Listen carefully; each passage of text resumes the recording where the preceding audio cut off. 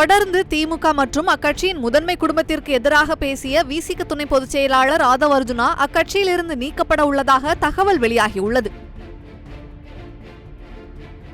விசிக துணை பொதுச் செயலாளர் ஆதவ் அர்ஜுனா தொடர்ந்து திமுக கூட்டணிக்கு எதிராக விமர்சனம் செய்து வருகிறார். இந்த நிலையில் விமர்சனத்தின் உச்சமாக நேற்று நடைபெற்ற அம்பேத்கர் புத்தக வெளியீட்டு விழாவில் திமுகவின் மன்னராட்சி ஒழிக்கப்பட வேண்டும் என்றும் பிறப்பால் அனைவரும் சமம் என்பது போல் பிறப்பால் ஒரு முதலமைச்சர் இனி உருவாகக்கூடாது என மு.க. ஸ்டாலினை நேரடியாக தாக்கி பேசியிருந்தார். இது கூட்டணி கட்சிகளிடையே பெரும் சலசலப்பை ஏற்படுத்திய நிலையில் அவர் மீது ஒழுங்கு நடவடிக்கை எடுக்கப்படும் என விசிக தலைவர் திருமாவளவன் தெரிவித்தார். அது மட்டுமில்லாமல் உதயநிதி ஸ்டாலின், கனிமொழி உள்ளிட்ட திமுக முதன்மை குடும்பத்தினர் ஆதவ் மீது கடும் விமர்சனங்களை முன்வைத்திருந்தனர். அதன் அடிப்படையில் ஆதவ் அர்ஜுனா மீது நடவடிக்கை எடுப்பது குறித்து விசிக அலுவலகத்தில் தீவிர ஆலோசனை நடைபெற்று வருகிறது. இந்த கூட்டத்தில் விசிக பொதுச் செயலாளர்கள் எம்பி ரவிக்குமார், எம்எல்ஏ சிந்தனை செல்வன், துணை பொதுச் செயலாளர்கள் வன்னியரசு, ரஜினிகாந்த், கௌதம சன்னா உள்ளிட்டோர் பங்கேற்றுள்ளனர். அனைவருமே ஆதவ் அர்ஜுனா மீது நடவடிக்கை எடுக்க வேண்டும் என கோரிக்கை வைத்து வருவதால் அவர் மீது நடவடிக்கை எடுக்கப்பட உள்ளது உறுதியாகியுள்ளது.